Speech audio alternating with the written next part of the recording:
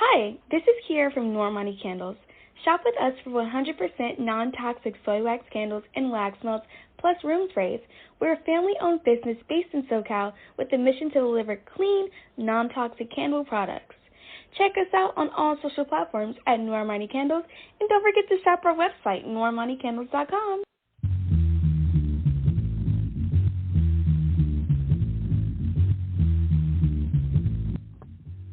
Westside Wednesdays radio show, G-Lew, Queen Jean.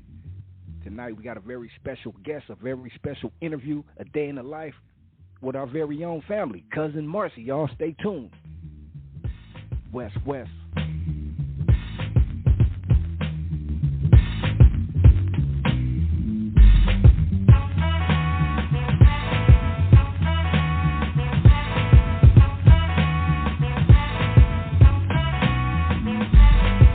Like the breeze, flow straight out of our lips. Them, they got boo bodies, hard rock Brooklyn kids. Us, floor rush when the DJ booming classics. You dig the crew on the fattest hip-hop record. He touched the kinks and sinks into the sound. She frequents deep, fatter joints called underground. Our funk zooms like you hit the Mary Jane. They flock to booms, man, boogie had to change. Who freaks the clips with mad amount percussion? Where kinky hair goes to unthought of dimensions. Why it's so fly, cause hip-hop kept some drama. When Butterfly rocks the like blue suede boomers. What by the cut, we push it off the corner. How was the buzz entire hip-hop era? Was fresh in fact since they started saying Audi. Cuz funks made fat from right beneath my hood. The pooba of the styles like Miles and shit. Like 60 funky worms with waves and perms. Just sending junky rhythms right down your block. We beat to rap, what key beat to lock. But I'm cool like that, I'm cool like that. I'm cool like that, I'm cool like that. I'm cool like that, I'm cool like that. I'm cool like that, I'm cool, I'm cool. Sweet beat of chocolate taps to my rap. She innovates after sweet a cat nap. He at the funk club with the vibrate. Then they be crazy down with the 5 mix. It can kick a plan, then a crowd burst. Me, I be digging it with the bug burst. Us, we be freaking till dawn, peace and I. He gets a stranger smile, so I say hi.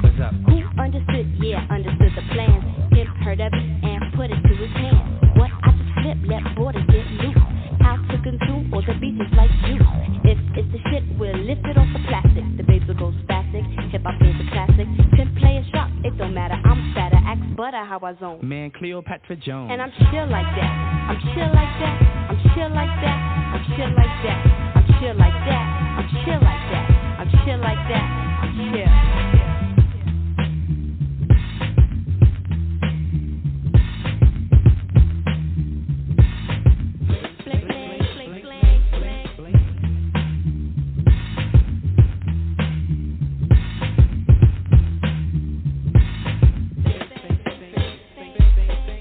Get you free, cause the clips be fat for us. Them dug the jams and commenced to going off. She sweats the beats and asked me could she puff it. Me, I got crew kids, 7 and a crescent. Us cause a buzz when a nickelback's a dope. Him, that's my man with the asteroid belt. They catch a fizz from the Mr. Doodle Big. He rocks the tape from the Brooklyn 9 pig. The reverbs are slick like my gangster stroll. The lyrics just like Luke come in stacks and rolls. You used to find the bug in a box with Dave. Now he boogies up your stage, plats twist the braids, and I'm peace like that. I'm peace like that. I'm peace like that. I'm peace like that. I'm peace like that. I'm peace like that. I'm peace like that. I'm peace. Check it out, man. I groove like that. I'm smooth like that. I jive like that. I roll like that. Yeah, I'm sick like that. I stack like that. I'm down like that. I'm black like that. Yo, I funk like that. I'm fat like that. I'm in like that, cause I swing like that. We jazz like that. We freak like that. We zoom like that. We out. We out. We out.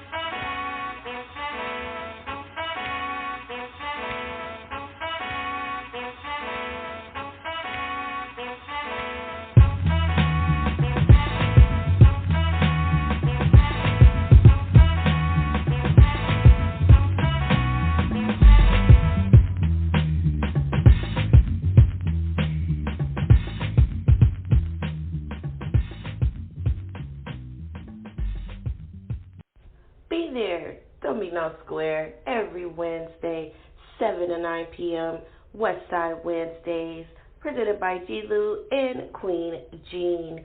Go on and just hop into the studio line, 914-803-4001, to get your request in every Wednesday, 7 to 9 p.m., Westside Wednesdays. Thanks to our sponsors, Dee Harrison, BTP Media, and Tweed Cadillac. Be there. Don't be no square.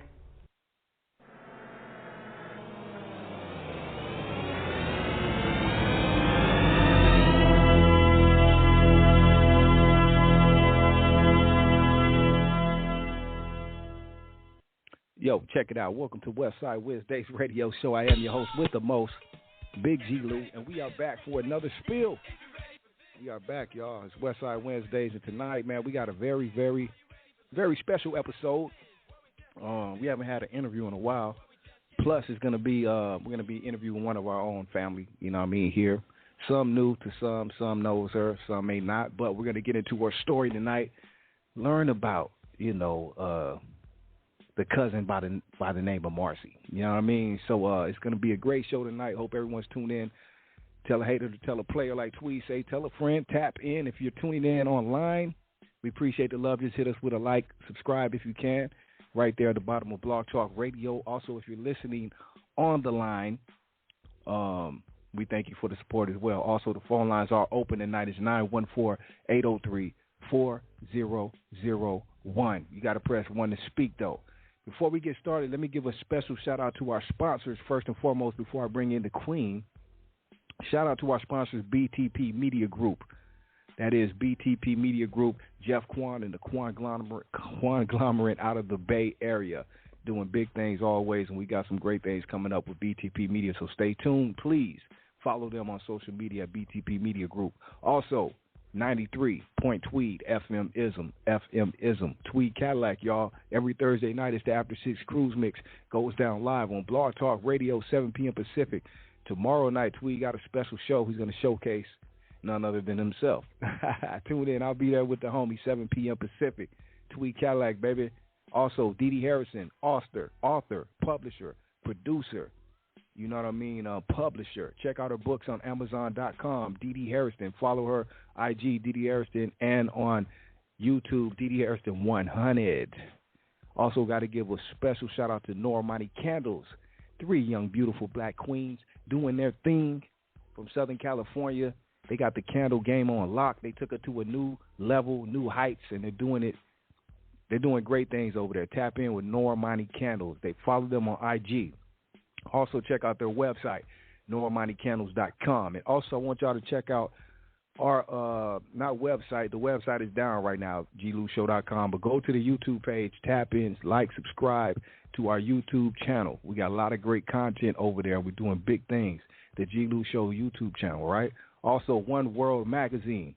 That is One World Magazine, the hippest, flyest magazine in the world. That's why it's called One World Magazine. Get your issue. I'm going to be interviewing him Friday night on our YouTube channel as well. So, One World Magazine. With that being said, let me bring in the Queen Jean. She's on vacation, so she's just tapping in. I don't know how long we got her, but shout out to the Queen Jean on vacation tonight. What up, Queen Jean?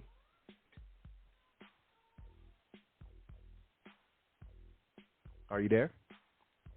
The Queen? Do we have the Queen? Okay.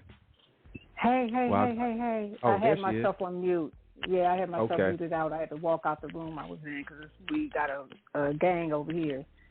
But Good evening to you. Good evening to you.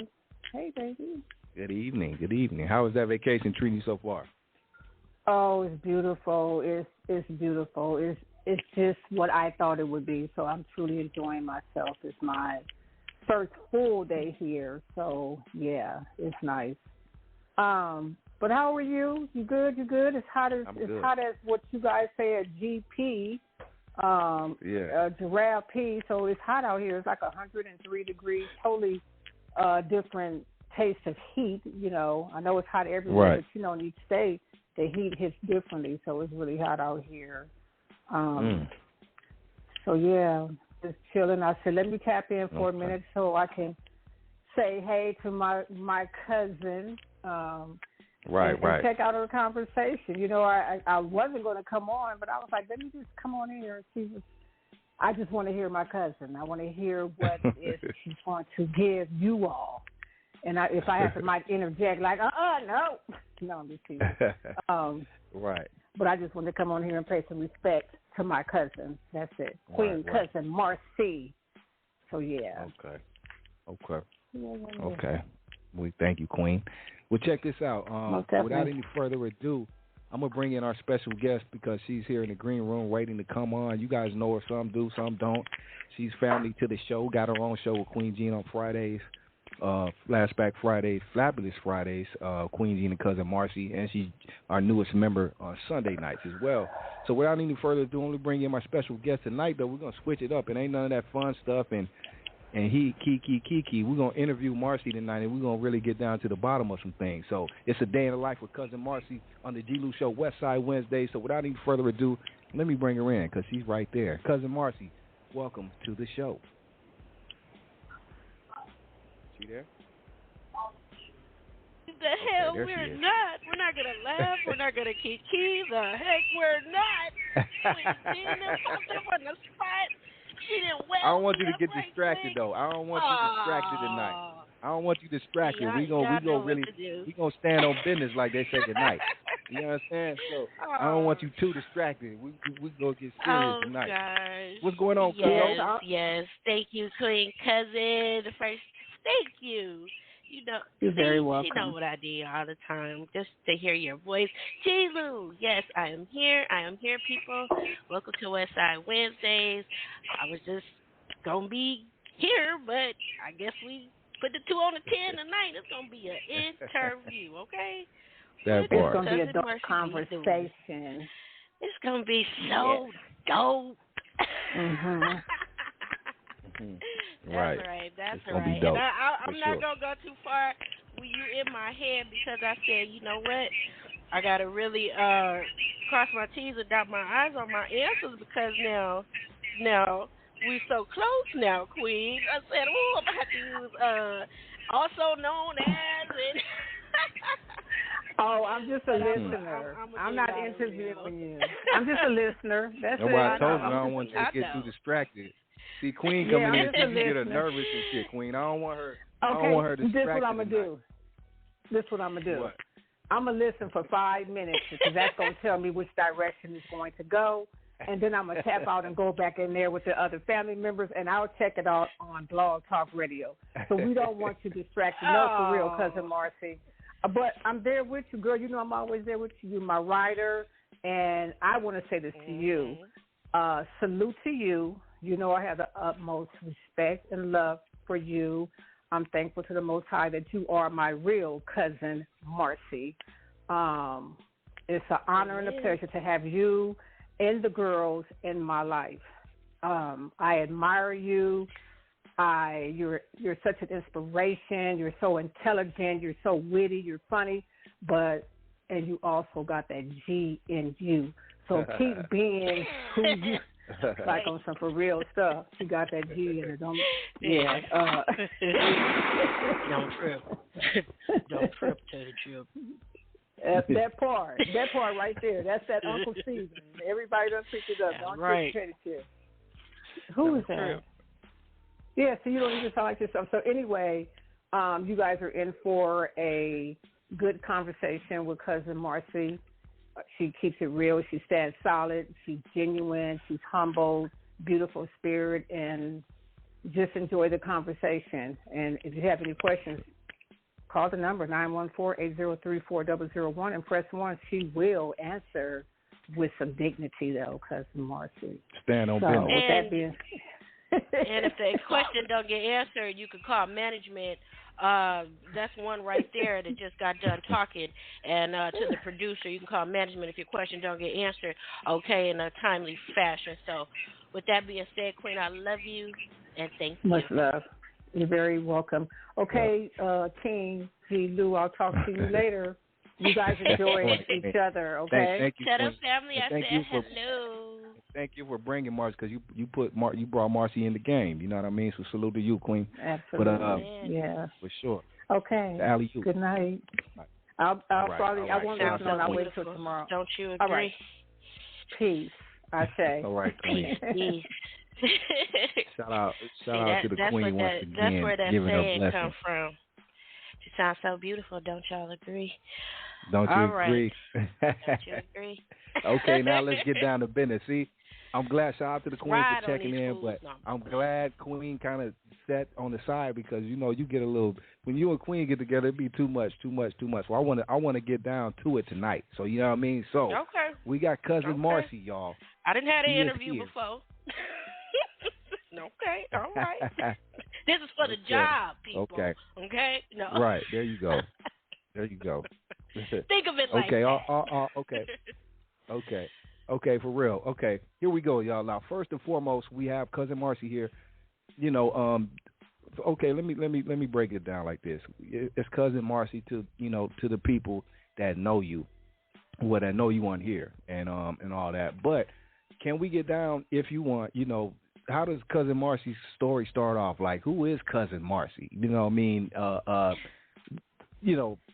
Whatever you can give on that point, where we start off with Cuzzin Marci. Where does the Cuzzin Marci story start?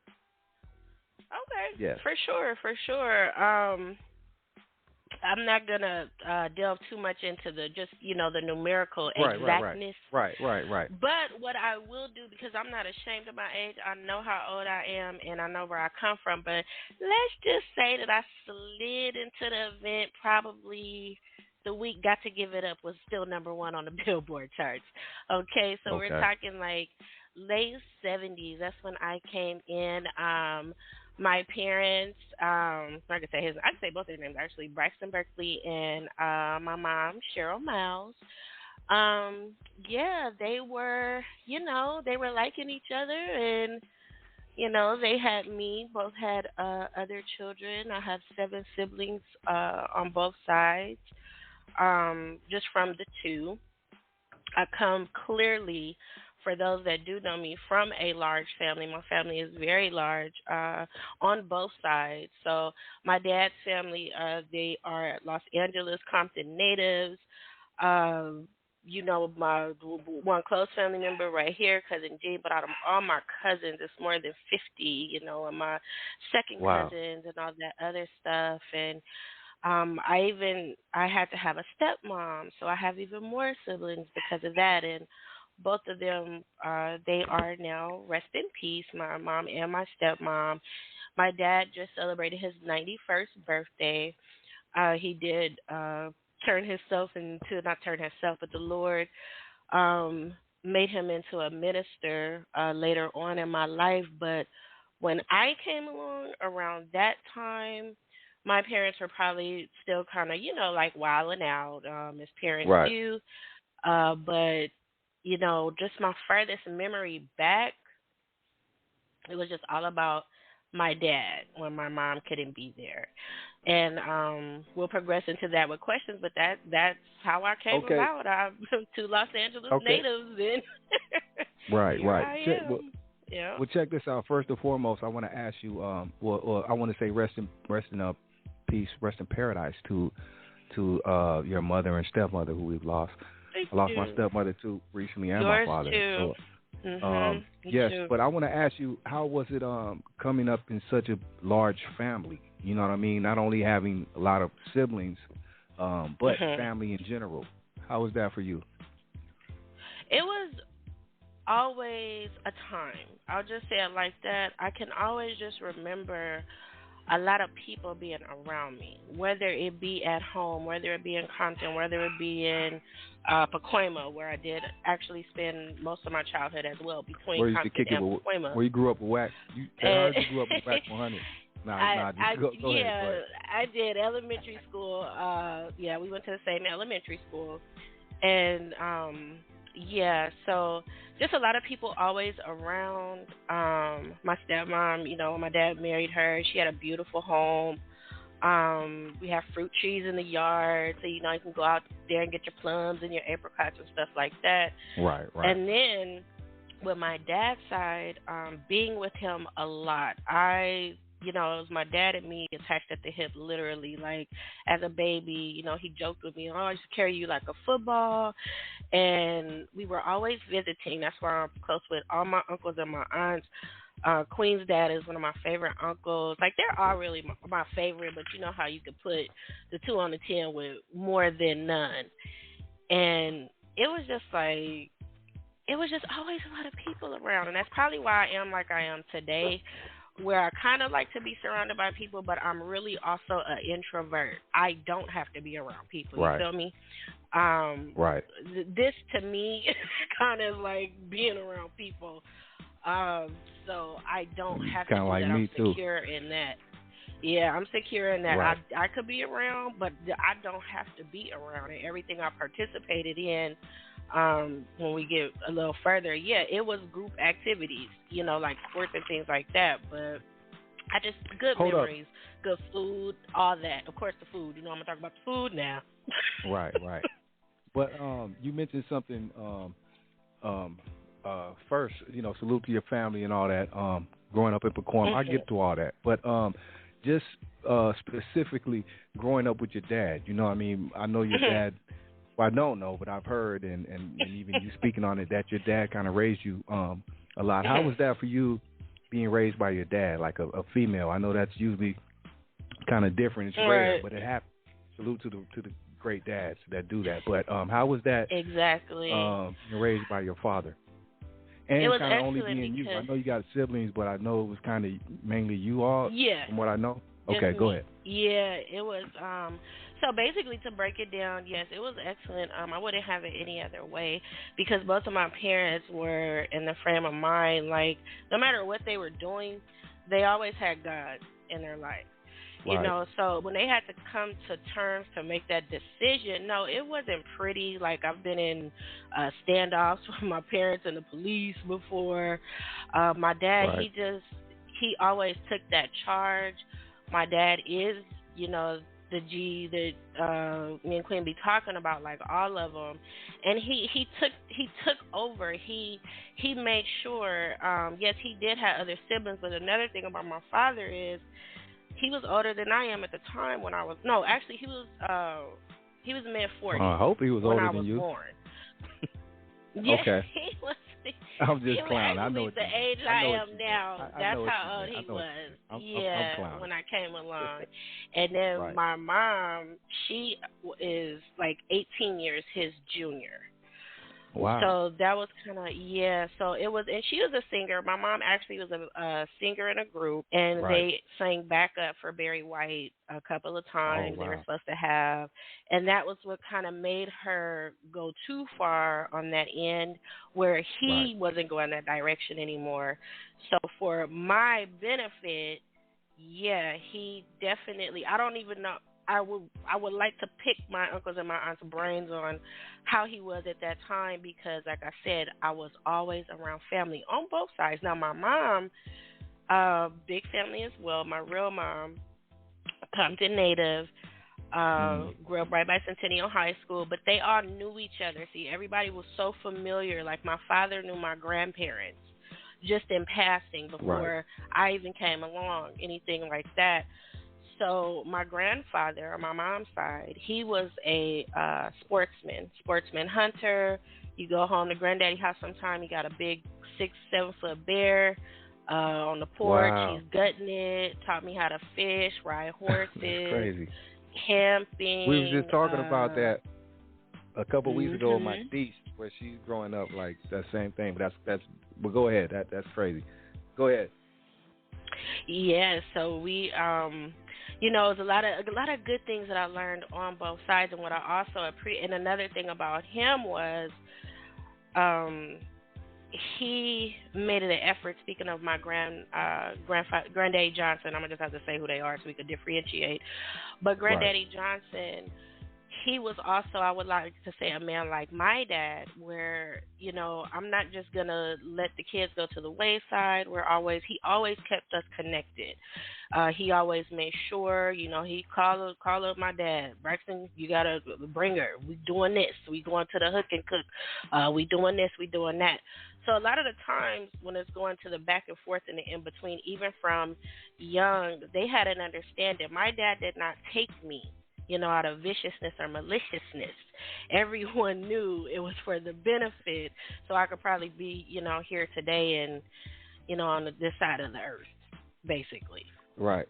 Let me ask you this too. Another thing about your dad raising you, again, praises to him for doing that and doing a great job. But how was it for like you and him? Like, being with your dad at times, because you're a girl, so it's like things a man don't know, like especially with a little girl, how to deal with things, right. Your hair done and your cycle coming, all this type of things. How did you both deal with that? So my dad kept it real. He had, I had 5 sisters, I believe. So they grew up in the house together. That kind of stuff was not no mystery to him. We got to that point, but we were already in the home. He was already remarried. So, but when I was younger, the only thing I remember about my dad was he was just always making a place for me.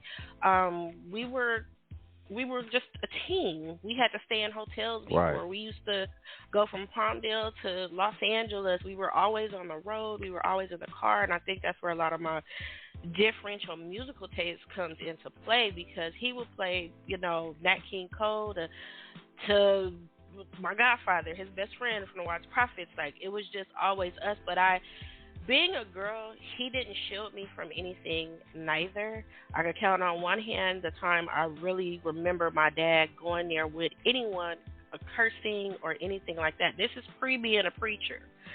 Right. But I knew from him early on, he was not to be played with.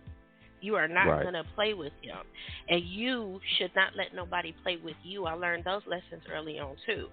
That's where the observance came in. I was so quiet as a child. My brother Braxton, he used to joke with me a lot and say, that's not a politically correct word, but he basically said, girl, we thought you was retarded because you would never talk. Like, I didn't talk till I was 3 years old. So it was just like one of those things where it's like, no, I wasn't in that kind of fear, but I knew you speak when you are spoken to. Okay? Other than that, you just sitting back and watching, and then just him raising me. I also learned early on how to pull at his heartstrings. I learned that really early on. There were times when I could even be a 7, 8, where it was like, really, you're going to cry your way into, you know what I mean, where we're leaving a whole vicinity because I'm just like, wow. Like, that's the kind of relationship we had. Right. So, yeah. Let me ask you this. Speaking on that, like, that was my next question. You kind of parlayed into that when you said about how you were quiet, and like I said, not also growing up like by yourself, So I want to ask you, where did you get your sense of humor? Because like you're always happy, lucky, like you Marci, you always up, turned up, and just like So I want to ask you, where did that come from? Like, especially being you, like not an only child, but doing your own thing. Where did you get such the sense of humor and like that spirit like that? From both my parents. My mom she was more so introverted. She was a Gemini. She could make herself be seen or whatnot. Like I said, she was a performer. That's how they met. Right. That's how she said they met. No, that's how he said they met. Right. And but him, my dad, I think he's always had kind of like a performance persona himself, because I just remember him always saying something funny. Before rap was even a thing, he used to just be running around the house saying little quirky stuff like Marci Mars, or like my Uncle Cecil, he calls me Marci Mars too, and just trying to make me laugh. So I think in turn, I turned into that, and I remember simple shit like time to go to bed would turn into 15 minutes of me performing or some shit like that, and they'd be like, girl, go to bed, like take your silly tail to bed, bro. I don't know. I think I got it from them and maybe from the Holy Spirit. I don't know. And people tell me that, like, you're just always. So you know this, and so you embrace in my that, mind, and you know how you are. I know it, but sometimes I don't embrace it, and I feel like, really, can we cuss on here? I feel like really fucked up. Like, wow. But my persona will, it'll still be coming. It's real, but I don't know. It's just, I don't know. It's just something. Yeah. Wow. That's interesting. It helped me in the long run. Yeah, because I wouldn't be talking to you now, probably. That is interesting. And you just have that spirit, like that personality, like you're always, You know what I mean? And I know you have times, I'm sure, where you're down and all that. But whenever we hear you or see you, it's like, you know, you turned up. Even like your memes and all that, like you are really like, you know what I'm saying? I know if we, I know we hang out, I'm having fun. That's one thing I know. I'm gonna have fun with Marci. Yeah. You be like always up, and I love that, you know. But I just want to ask you, you know, about that. Where did maybe you get that from?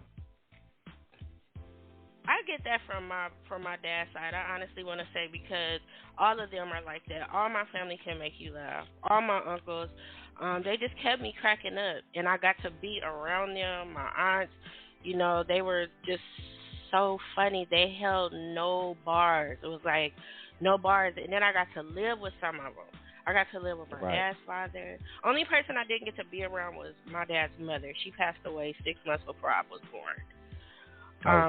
So, but other than that, even my grandfather Berkeley, he would even like, this what he would do. You walk past him and he like hit you with his cane and then just start giggling, you know, just stuff like that. So, I don't know. Right. Let me ask you this, because I'm glad you said that, because I want to ask you this too. Do you think growing up, because I got younger brothers too, like my dad, because he got remarried too later, and you know, so he was much older when he had them. Do you think even you, like when you grow up with like a dad or parents that are older, where your mom wasn't but your dad, and they have you, like sometimes it seems like you have already come into the world with a calmer spirit, like a older spirit almost. I don't know, like what would you think? Yeah, like did you think any of that came into play in your life? Because next I want to ask you too, how were you able to turn out? You know, and I don't know what you've been through. I'm not saying you were perfect, but you turned out to seem to be a pretty good young lady. You know, good spirit, good person. You know, opposed to being turned out gang bang, you know, from a gang or like or just you know, whatever the case these LA streets can do to a young lady. So I just want to ask you that too. How did you turn out so well? She didn't turn out to be a real schizoid. No, I'm just playing. Nah, you know what I'm saying though. Yeah, that played a big part in it. I'm glad I had older parents. I'm glad that, and that's another way to, you know, the spotlight probably came into play with me, because I am the baby out of all those children. And it was something special. And I always got made to feel like no matter what, you know, we weren't the richest or nothing like that. But, yeah, I did grow up in a 3-bedroom house with a den and 2 bathrooms, a front yard and a backyard, you know. But that didn't mean we didn't go through stuff. You know what I'm saying? And I always knew that I had to have a way. But, yeah, that definitely played into it. Having older parents, like... But, too, look. Yeah. Too, on the flip side, that's great. Like you said, how you grew up. But sometimes, too, those are the main kids that kind of grow up that want to seek other, you know, when they do have it somewhat cool, but want to seek something else, you know, like what kept you, because I know you've seen it all and been around it all and this and that. What kind of kept you just, you know, from going too far on that side like that? Because I didn't want to get my ass beat. So when you learn that you don't want to get your ass beat, you're going to do what you're supposed to do. It's like my dad was not going for that. My dad didn't have to whip me. I can count on 3 fingers how many times my dad had to actually put his whole hands on me. Now, stepmom, a little different. Real mom, only one time. Because we weren't together. We had patches of, I didn't see her for maybe 3 or 4 years. So, yeah, when you got that fear in you, that sternness, that real deal discipline, well, that kid is not going to tell you, you know, what they're going to do. But, you know, all in all, it's going to be like, I don't got to be told nothing. Don't nobody need to be told nothing more than once. And the times that I probably did get in trouble more so with my stepmom, I wasn't bad, but she was from the South. She was from New Orleans. And she really had, like, those kind of strict guidelines, kind of, I would say. But where I say strict, it was like, okay, I'm not just going to whoop you with a belt. I'm going to whoop you with an extension cord. Or you got that cord. I'm going to send you outside to go get the switch.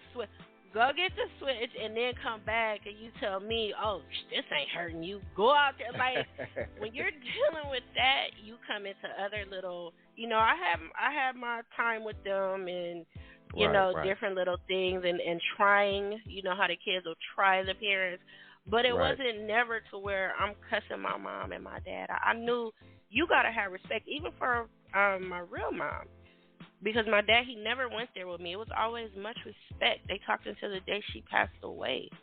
Like, that's who the G he is. Like, that's my dog. Like, no, we didn't work out, no, but I'm still going to give her whatever she needs when she needs it. Right. And that's what's up. Shout out to your pops, Mr. Braxton.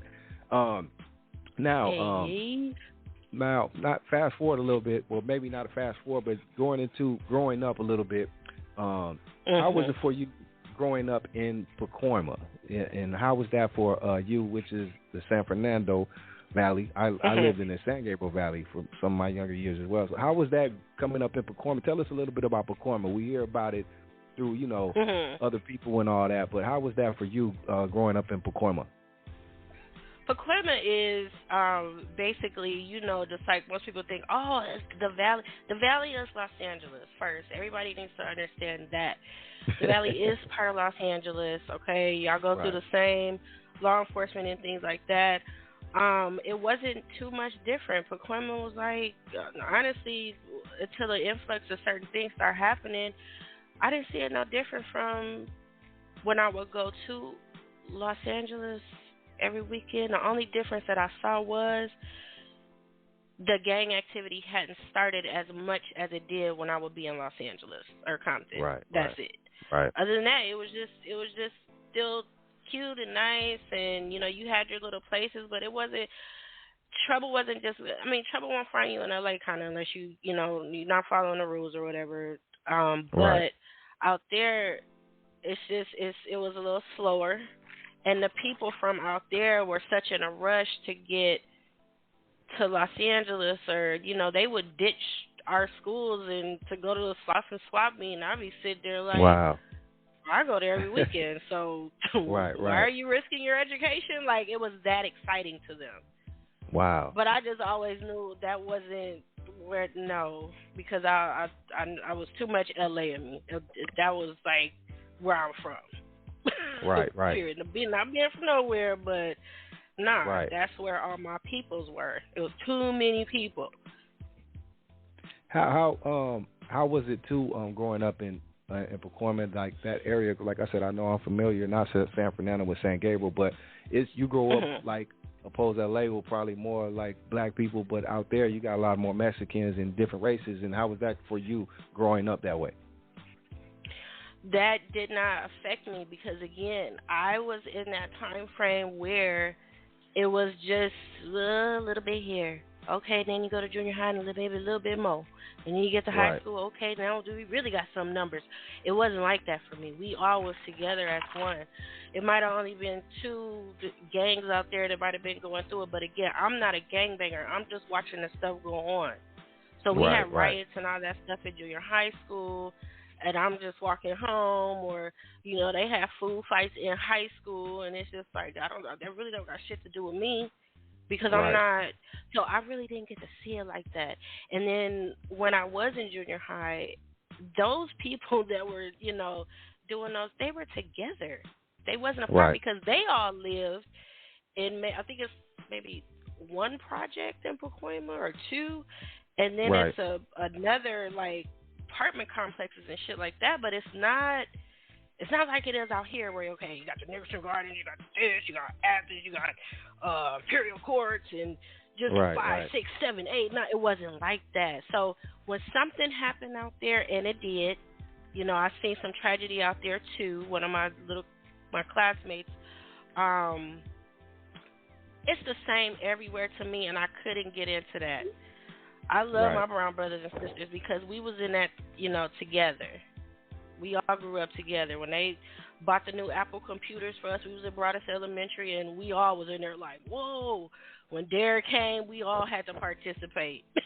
So it really didn't affect me. I didn't see that until actually I was grown. I was like, oh, okay. But that's because everybody moved. They all moved.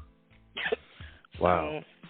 Yeah, I just wanted, your take on that. Yeah. I already figured. I just wanted your take on that. And like you said, back in the days, it was very different. It was more, But I just wanted your take. Before I continue, I got a caller who may want to ask a question. Let me bring the caller in. Caller, do you have a question for Cuzzin Marci? Or what's going on? Yes, sir. Queen Marci. What's up with it? DJ Maniac. Hey, DJ Maniac. What's good? What's good? I'm good. Good to hear your voice. I'm messing with that beat you sent me, but we're not going to go there. We're going to stay on track. Producer is producing tonight, okay? Yeah. This is for the job now. What's up, Maniac? What you got for Marci? Oh man, I wanted to ask her, like, what does she love best about Los Angeles? What do I love best about Los Angeles? I would want to say that I've been in probably every corner of it, and I still haven't been to every corner of it. I love LA, like the 1984 Soccer Olympics. Whenever my dad would say, "Marci, I'm going to my sister's house, so-and-so. You want?" Yes, let's go. We were always on the freeway. It just feels like home to me. I never felt in fear, okay? And I've been in the worst of the worst, the most infiltrated of the infiltrated when we're talking about gangland. But, and all praises to God, me and my children were safe, and we made it safe, and we were able to go to work. You can make it out there. I don't have no quarrels with LA. But I do have a problem with LA with people that complain about it and they're not trying to do something about it, or they're not trying to get themselves out. So with that being said, I just love everything about LA. It's just full of everything, and you'll never run out of things to do. You'll never run out of work. You'll find work, right. You'll find work if you want it. And it's just a place to be. It's diverse. You can go to Koreatown. You can go to, you can go to little, what is that called? Where my people is at. They call it tarantulas because that's where I forgot what they're called. I think it's the Iranians, but they have another name for them. But Persian Square, just like all those different places that you could go around. 1 minute you could be in Compton. The Armenians. 5 seconds late, Armenian. They're my people. Them, you could be in Compton 1 minute, you cross the street and bam, you're in Carson, or boom, you're in Gardena, or just all that different kind of stuff. So I just love it. I love Come to LA. LA. Come to LA. We love Don't be outside. That's it. Yep. That's all right. That's what's up. My Great best question, man. experiences in LA. Thank you. It's good people. Great question, brother. You got anything else? Oh man, I just love Queen Marci, especially her production skills. Oh. Right. Thank you so much. I'm going to send you something, too, tonight because I tried something new, so I'm going to send it to you first just to see what you think about it. But we'll talk. And thank you, DJ Maniac, for including me, too. I appreciate that. No problem. Oh, shout out to Queen Jean. Yes, the Queen. Yes, Queen Jean. Yeah, shout out to Queen Jean. She's on vacation right now. G-Lew, I forgot to tell you this, and the listeners as well. I had meant to include this in my answer, trying to be correct when you was like, well, what was it like growing up in Pacoima? And then when I was looking at something I had wrote down earlier, I said, that big old house that I was in and all that stuff that I could get into, because that's how I found records and albums and tapes and all kind of 8-tracks, and that's another thing that I really loved about it. It's like you had different places as a kid, but by yourself you could go explore. Like I had shiffer robes in the house, like antique keys. It was just all kind of stuff. So yeah, it was a time. That's what's up. What a It sounds like you really enjoyed it. That's great. Your childhood. But what was it like when and thank you again, Maniac. I'm gonna hit you up later, bro. What was it like for you? Yes, sir. What was it like for you, like growing now though? Like go from junior high like to high school when you enter these years of young womanhood. You becoming a young lady, and I heard you did cheerleading and all these things. Like how was that for you? Those years were, again, awesome. That's what made me probably even more how I am today, because even starting with the 7th grade. I started performing when I was in the 6th grade. We had performed for our graduation. We danced to Every Little Step I Take. I was all in. That's crazy. My parents was there, and then it was on after that. It was something about being on the stage. I didn't want to be on there by myself, though. So in 7th grade, I got into this really good drama class. The lady, she's still doing drama, but she did move. She's in New York. Miss Rosenberg. I will never forget her. And this is at 12, the 7th grade. And we traveled all over Northern California. Like, we would do trips and all kind of things. And our play was about drug addiction and don't get on drugs. So, my parents, they were like, yeah, go ahead and do that. Now, it's about reincarnated to 2023.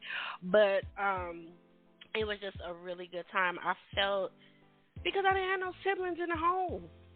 So my schoolmates, that was the fun for me.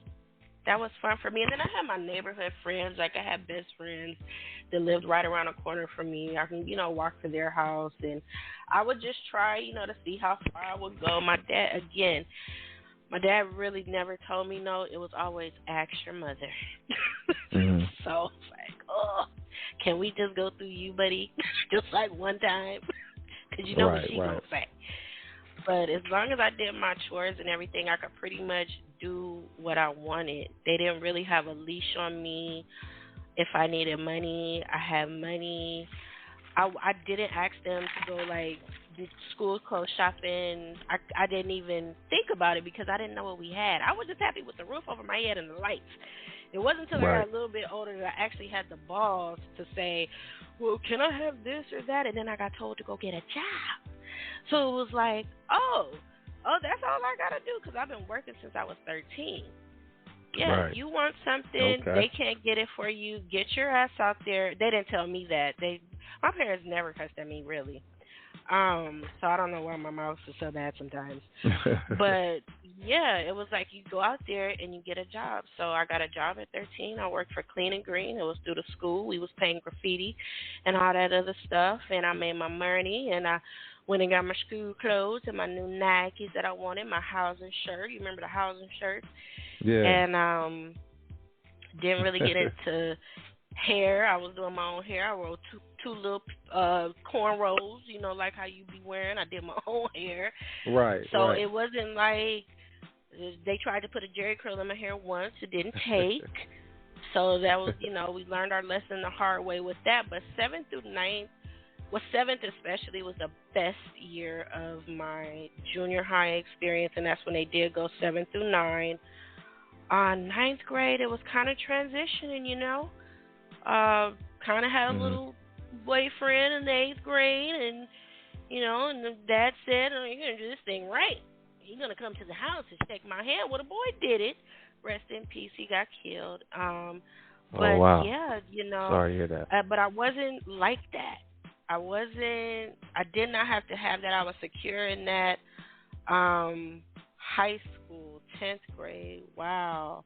They tried to send me to a school I knew I did not want to go to. They tried to send me to where Richie Valens went to high school, and I was like, no, I wanted to go to Kennedy because my step-siblings went and graduated from there. It was just all word of mouth. And I just thought it was better. And plus, I liked their mascot better. They were the Cougars. And, everything was wide. And then, for some reason, I've always had some kind of just by myself on my own, I've had this, like with Marvin Gaye, I've had this force just calling me to the Kennedy family, especially John. Anything Kennedy, I was there for it. You know, I wanted to just know it all, but by the time that came along, we were getting bused. That was the first time I had to be bused to school. Other than that, I would walk to school. So again, sign of the times. You're walking. My kids know nothing about that. They had to, you know, transport everywhere. So they were blessed in that. But started getting bused to school. So now we're paying attention to the radio more because, you know, you hear it in the morning and then you hear it when you get out of school and you get on the bus. And to be clear, that's what I was going to ask you too. Like to be clear, what were you more listening to? Like Power 106. You had I don't know at that time. I know I came up under K-Day until it went out. But like, what were you listening to more coming up, or in those high school days? Probably in high school days, it was the Baker Boys and Theo. It was what they were playing on the Theo. 2.3. And junior high, we still snuck a little Kiss in there. You know, Kiss was there because I had my elementary was really all Kiss, Power 106. Rick Dees. Maybe K-Day a little bit, but no, it was heavy on the Kiss. Heavy on the Kiss, heavy on the Power when it was playing that kind of music, not rap, hip-hop, none of that. Right. And then seeing those transitions that those radio stations made, that's something else that kind of like inspired me when I thought, oh, that's so cool. They kind of just go to work every day and they talk and they joke and they play music. I could do that, you know, because you hear them every single day. But, yeah. We're going to get to that, too. You interning, but go ahead. Oh, yeah. Kiss, Power, KACE, of course, KJLH, Cliff Winston Days. Wow. And snuck a little 88.1 in there because of my dad. And then the easy listening, they always Coast 103.9. Coast 103. Right. So that's why I have a lot of easy listening in my background. And, rock. Did you ever get into any KR? I was going to ask you that. Did you ever listen to slide over there KROQ and KLOS? Did you get any of that in? I grunged. I did grunge. Okay. Nirvana. Metallica. Iron Maiden. Yeah. Iron Maiden. All those. Wow. I like rock. I really do. Right. It's scary sometimes. Me too. Especially my younger years, I had an older brother, so I like that about back in the day though, because you were able to enjoy all of the music, not just you didn't have to just like now. You know, they make it. Well, for the most part, people got to just be on one thing. They didn't explore or know about rock and, like you said, grunge and new wave or none of that. You know, so I appreciate it. Yeah, I was really into grunge. It probably was only grunge and hip hop when we got to that point. And that trickled down to my kids. I just bought Kiera a Kurt Cobain poster last month, so she know all that stuff too. But I liked it. Plus, it was so remembered now because I was in the Valley. Right. My schoolmates were diverse, so I got a lot more exposure on both sides. Right. But yeah, we had our I was raiding my dad's closet for his flannels. Yeah, I was that kid. I was dressing like T-Boz in them. Like that style came, and then now it's coming back a little bit. I'm so happy. Right. Like, yes. Right. So yeah. Let me ask you this. So, like, coming up now in your high school years, you know, you're becoming a young lady. Don't ask me nothing. No, I'm just playing. Did you have, like, any specific aspirations or anything you wanted to do specifically, like, later or, like, early on? I know things happen or whatever, you know, life. But early on, did you have any specific, like, you know, things you wanted to do or dreamed about or wanted to be, you know, as you got older? Did you have any dreams like that or how was that for you? Nope. I had no dreams. I had no aspirations. Stop it, boy. No, Just stop. Come on, cuz.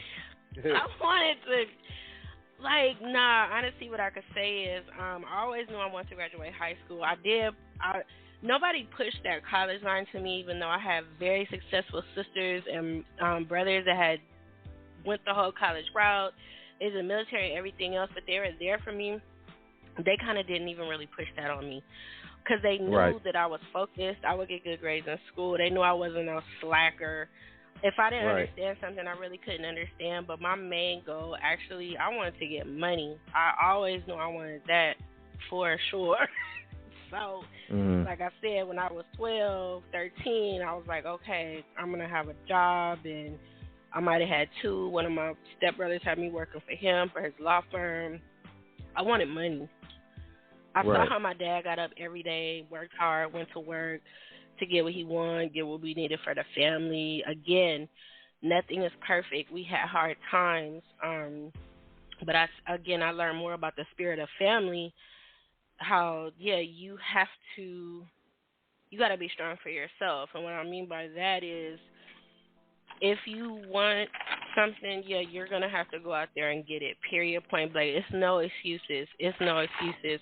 What I thought I didn't want was, when I was 8, I was always professing, I'm not getting married, I won't have children. Like, I thought I was going to be that person, but I did for sure know I wanted some money. Right. That's right. I ain't mad at that. Well, check this out.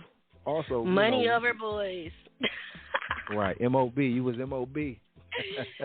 Money over boys.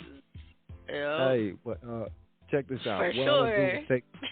I'm gonna take a quick break because look, we got a whole. You sent me a cold playlist too. Like we're talking to Marci and interviewing her, talking about her life, but she has a soundtrack as well to some of her life, which some songs that are dear to her. So we could take a quick break and play a song or two. What do you want to do? Like where do you want to go now that can put us in a place where we are right now in this conversation? Well, since you did hour 1 and we started all the way from the beginning, we'll do one that's very near and dear to my heart. This is from my godfather and his group, the Watts Prophets, my dad's best friend. But this is what I was exposed to pre-official, quote-unquote, rap. These are poets. My dad is a poet. And, yes, this is one of the records that I slipped up on, and then my dad wound up really giving me the story on the whole album, and then I had to remember I actually lived with them for a while. So when you talk about being all over LA, yes, I did actually cohabitate, me, my dad, and my mom with my godfather from the Watts Prophets. So yeah, if you want to know me, this, hey, 3 or 4, I was like, them niggas ain't playing. And then it just goes from there. Like, don't play with them because they're not playing with you. I knew that early, so yeah. And then the message, you got the message. Ooh, but we can't talk about that tonight, fam. But you heard about my man, Melly Mel. Yeah, Melly Mel, man. But we ain't gonna go there. No, we're not gonna go there. So we ain't talking about that tonight. No, we ain't gonna go there. But we're gonna take a break and play some of Marci's soundtrack to her life, and we'll be right back. Look at them flames lighting up the sky. Ain't never seen fire shooting up so high. Look at them flames lighting up the sky. Look at them flames lighting up the sky. I ain't never seen fire shooting up so high.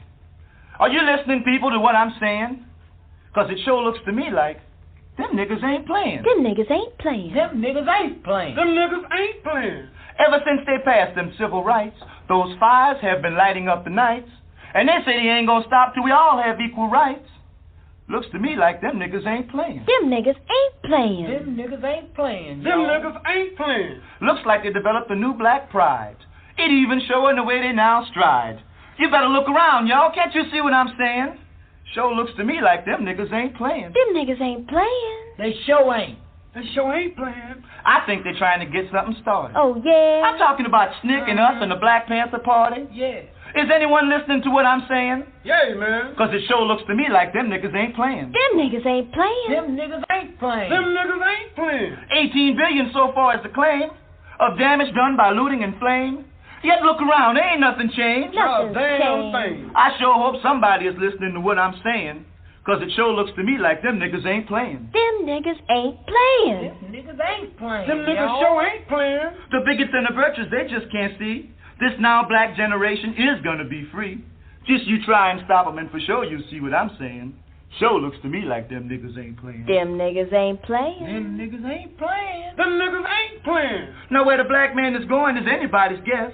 With his natural hair and his afro dress. But you can believe one thing and forget the rest. We know for sure. Them niggas ain't playing. And we ain't either. Hey, what's going on? It's Westside Wednesdays. It's the G-Lew Show. You know we about to put some women in the mix. It's your girl CMG from the Conscious Daughters. Let's go. You know what it is. It's a funky expedition, baby.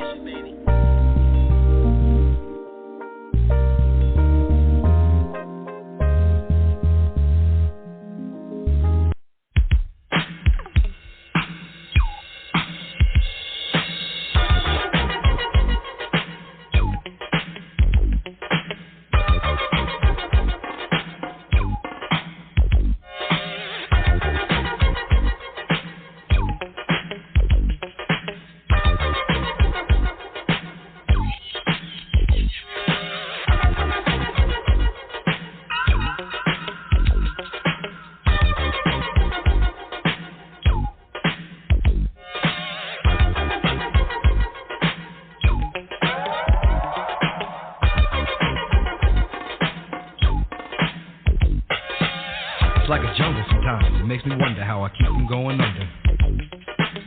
It's like a jungle sometimes, it makes me wonder how I keep from going under.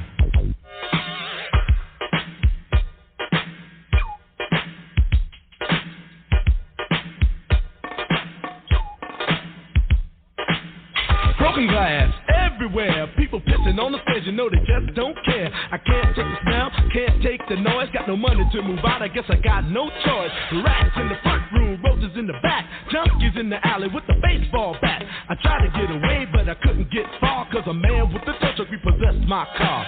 Don't push me, cause I'm close to the edge. I'm trying not to lose my head. It's like a jungle sometimes, it makes me wonder how I keep from going under.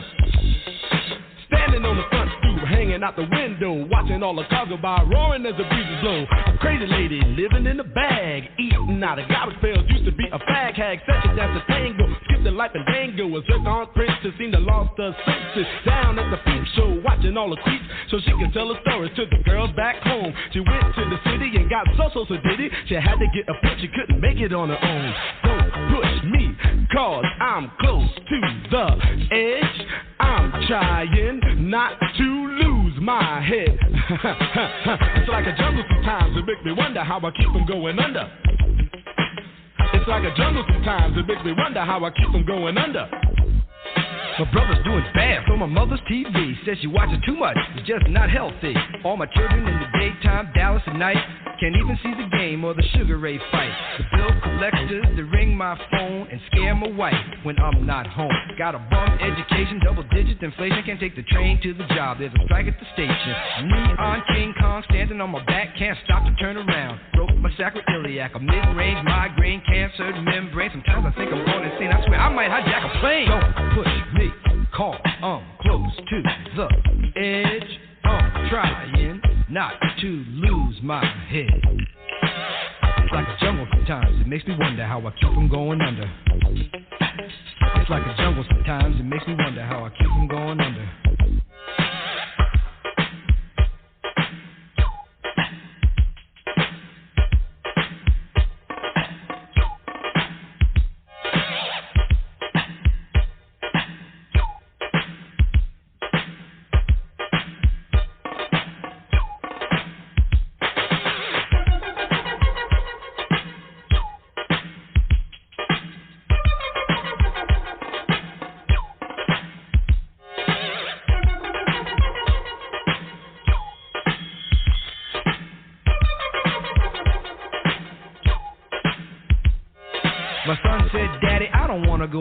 cause the teacher's a jerk. He must think I'm a fool, and all the kids smoke reefer. I think it'd be cheaper if I just got a job, learn to be a street sweeper. I dance to the beat, shuffle my feet, wear a shirt and tie, and run with the creeps. Cause it's all about money, ain't a damn thing funny. You got to have a con in this land of milk and honey. They pushed that girl in front of the train, took her to the doctor, sewed her arm on the game.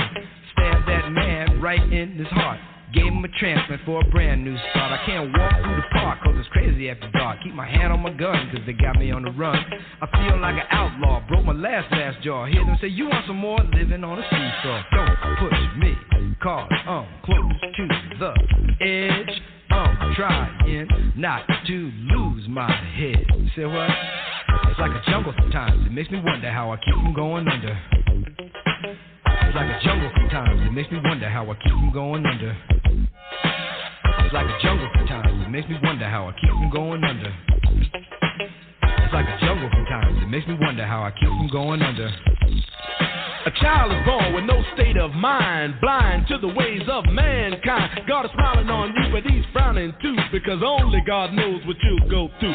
You'll grow in the ghetto, living second rate, and your eyes will sing a song cause he hates the places you play and where you stay. Looks like one great big alleyway. You'll admire all the number book takers, thugs, pimps, and pushers, and the big money makers. Driving big cars, spending 20s and 10s, and you wanna grow up to be just like them. Smugglers, scramblers, burglars, gamblers, pickpocket peddlers, even panhandlers. You say I'm cool, I'm no fool, but then you wind up dropping out of high school. Now you're unemployed, all non-void, walking around like your pretty boy Floyd. Turned stick-up kid, but look what you done did. Got sent up for an 8-year bid. Now your manhood is took and you're a make tag. Spend the next 2 years as an undercover fag, being used and abused and served like hell. Till one day you was found hung dead in the cell. It was plain to see that your life was lost. You was cold and your body swung back and forth. But now your eyes sing the sad, sad song of how you live so fast and die so young. So don't push me, cause I'm close to the edge. I'm trying not to lose my head. It's like a jungle sometimes, it makes me wonder how I keep from going under. It's like a jungle sometimes, it makes me wonder how I keep from going under. Yo, Mel, you see that girl, man? Yeah, man. Yo, that sound like Cowboy, man. Cool. Yo, what's up, money? Yo. Hey, where's Field and Raheem, man? They upstairs cooling out. So what's up for the night, y'all? Yo, we can go down to the fever, man. Check out Junebug, man. Hey, yo, you know that girl Betty? Yeah, man. Her mom got robbed, man. What? Yeah, she got hurt. What just happened? What the hell? Freeze! Don't nobody move nothing. Y'all know what this is. Get 'em up. Get 'em up, man. We down with Grandmaster Flash and the Furious Five. What is that, a gang? No, man. Shut up. I don't want to hear you now. Shut up. What's the problem? Ain't no you the problem. You the problem. Yo, you ain't got to get in the car. Get in the car. Get in the car. I said get in the car. Why is it so?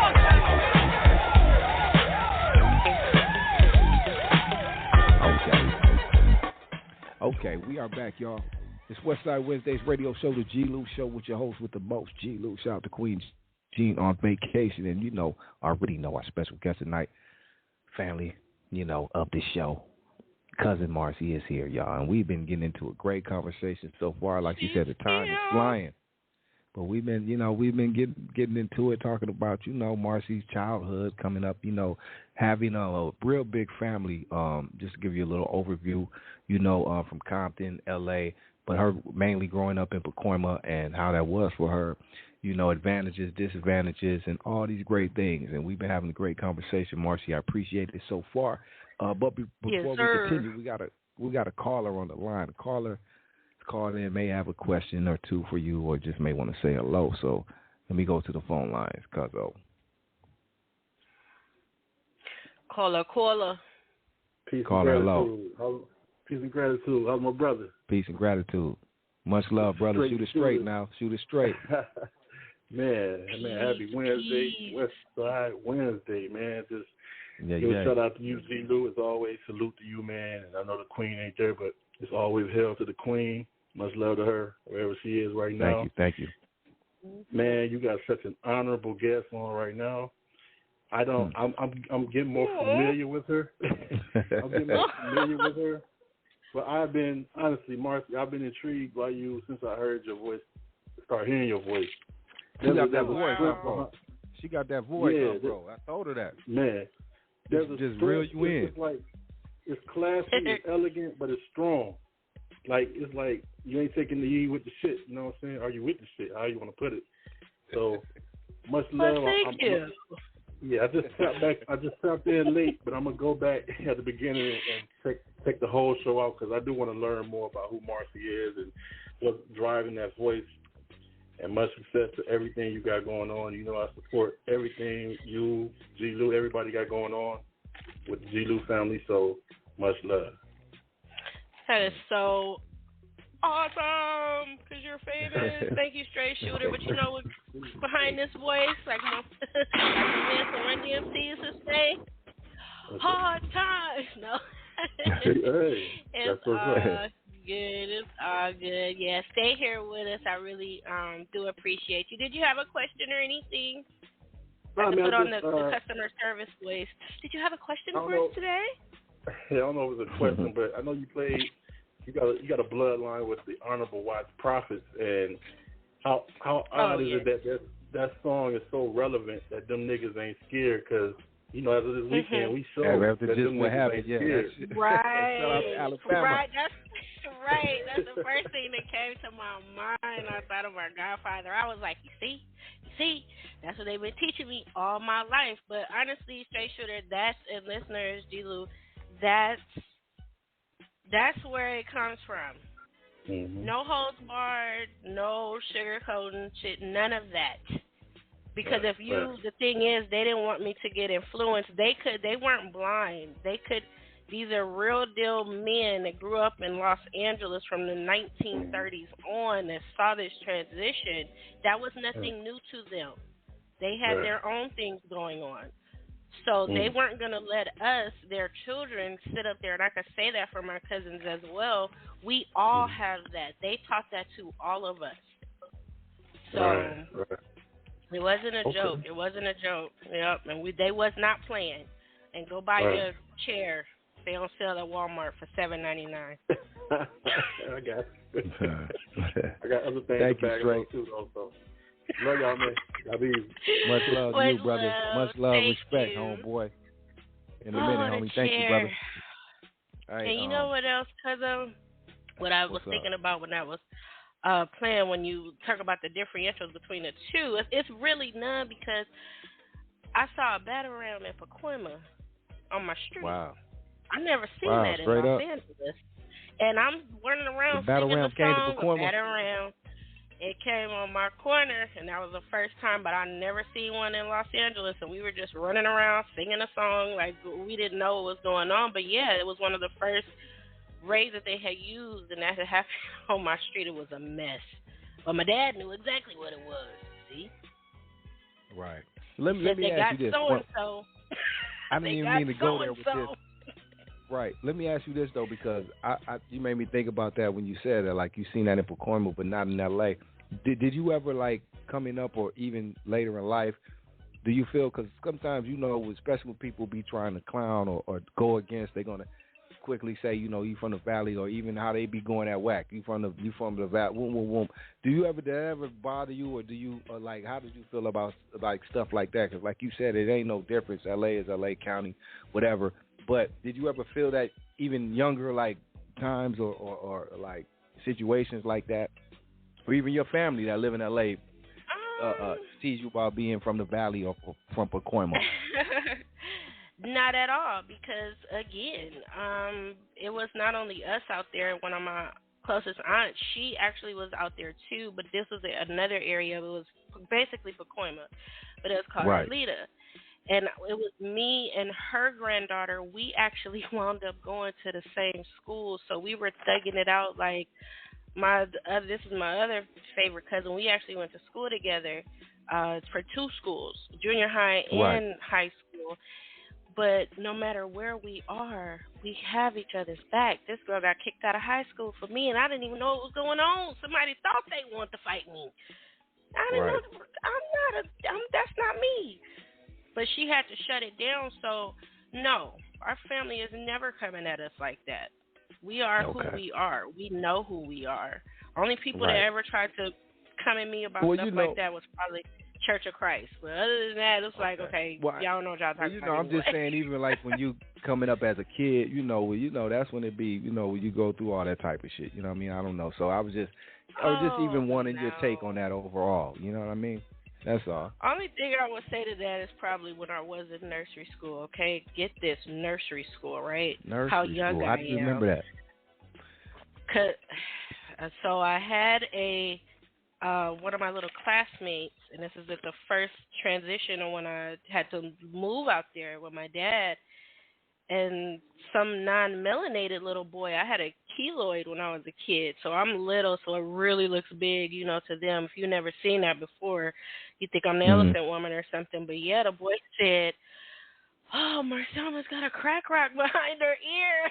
And that Not a hurt crack me rock. so bad because I associated crack at that time with LA and, kind of with things that were going on maybe with people, close to me. So, yeah, I really that was the first time I ever felt like, where am I at? What is this place? And it was all Schnosh-Nation.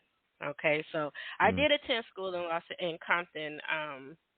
They call it Ronald E. McNair Elementary now, but it was right across the street from Centennial on El Segundo. I went there for McNair. Yeah, I went there for, I think, part of my nursery school, because by the time I got to the Valley, I was still in nursery school. So, yeah, the little Schnosh-Nation said that to me, and I couldn't believe it. And then I told my teacher, and I couldn't believe it, because the teacher was even mad. The teacher says, Zachary doesn't even know what crack is. But she said it like loud, and I'm like, well, right. See, now you clowning. Okay. Yeah, those were the times. Yeah, I remember nursery school. Wow, you got a great memory. Tree in the world. I can't remember what I had. You got a great memory. Nursery, that's. Hey. Check this out. We're going to go to another quick break because, like I said, I just want to play some of these songs you have for your playlist because that's the soundtrack of your life. And then we're going to come back and kind of transition to now, like adulthood, like post-high school and what's going on with Marci at this time. So, because I know the time's running down, but it don't even matter. We're going to get all this out. We got to go over. We're going to do it because we're going to get this out. So let's go to a quick break. What do you want to play next, Marci? Since we're getting really up there, let's go up to our guys Digital Underground. Oh, that's a good one. Yeah, so let's I take go it to this them. is around what, 9th grade, 10th grade, or where you at? Because the cold part, Marci. Let me tell you, when I was looking at this playlist you gave me, I'm like, damn, that shit is similar to my like all the shit I would pick. You know what I mean, for my playlist during my life all these years. So. Yeah, where are you at with it right now when you're talking about Digital Underground, same song? This is around like 99. Well, we don't want to tell your age, but where are you at with it? 91. I think it's 91 because that movie came out then, and that was like one of my favorite movies. So I think we're like 91-ish. So we're still in junior high. Yeah, we went back a little. We in junior high. We ain't even tried out for cheerleading yet. You good. Okay. You good. Okay. Well, let's do it like this right here. We'll be right back, y'all. All around the world.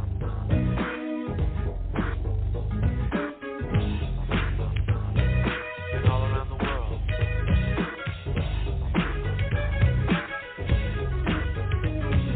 And all around the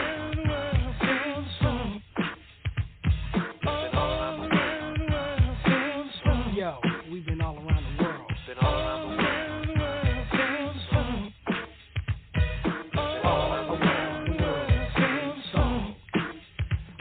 For the party, to get naughty, get my rocks on, eat popcorn, watch you move your body to the pop song that I'm singing, ding-a-linging, funky beats ringing, everybody swinging in the place as I kick the J-A-Z-Z-Y style, R&B, mixing it with the hip-hop swing beat, champagne in my hand, it won't be long till I'm gone. It's just the same old song. It's just a freestyle. Meanwhile, we keep the beat kicking.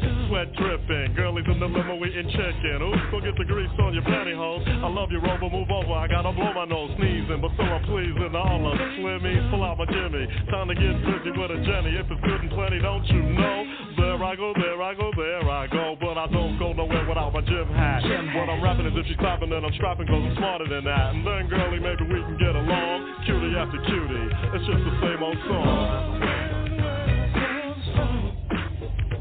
same old song, y'all. It's just the same old song.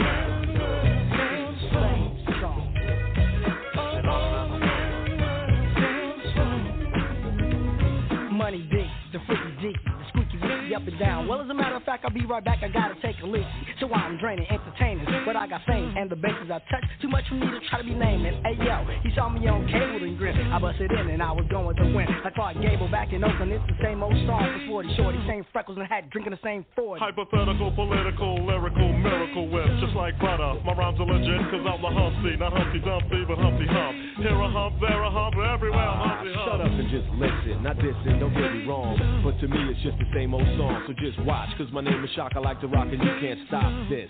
Tupac, go ahead and rock now this. I clown around when I hang around with the underground. Girls used to frown, say I'm down when I come around. Gas me, and when they pass me, they used to diss me, harass me. But now they ask me if they can kiss me. Get the fame, people change, wanna live their life high. Same song can't go wrong if I play the nice guy. Claiming fame must have changed now that we became strong. I remain still the Why same, cause it's the same song. Same old song, y'all. Check out, shut up. Get out, stop. It's just the same old song. Get out, sweat. Yeah, Humpty Hump in the house, y'all. And you know what? It's the same old song. All around the world, same song.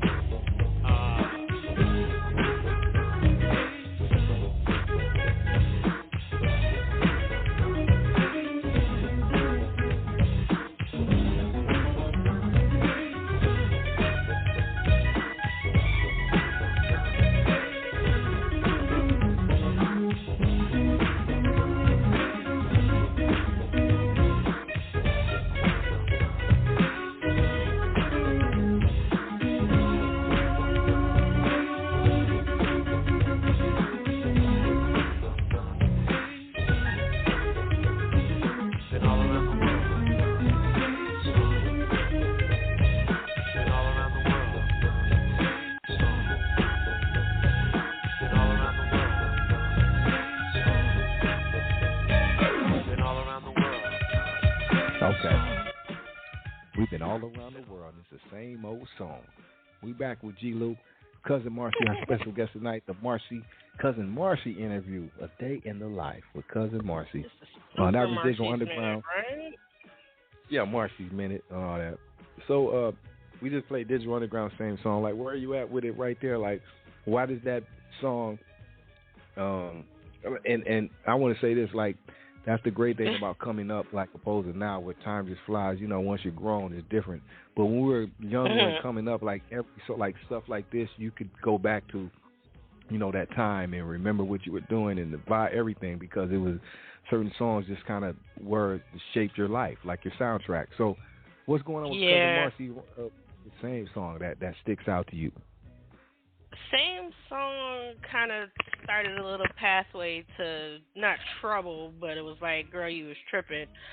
I kind of discovered the box, and when I discovered that you could call a number and get your video played, it was on. And same song was up there with one that I did multiple times. I remember Tupac really standing out to me. I just wanted to see his portion, so it kind of got ordered a lot. And Pac was special, wasn't he? Came out with the little African suit on. Like, look at Pac.